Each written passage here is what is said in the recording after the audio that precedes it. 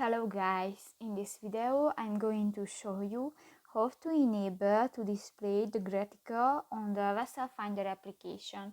But first of all, I just want to mention, please don't forget to subscribe to our channel, because at 100,000 subscribers we are going to show you our YouTube revenue statistics and growth strategy, how to make money online. So let's jump into it. First of all, open the application on your device. Go to the settings button at the upper right corner of the screen.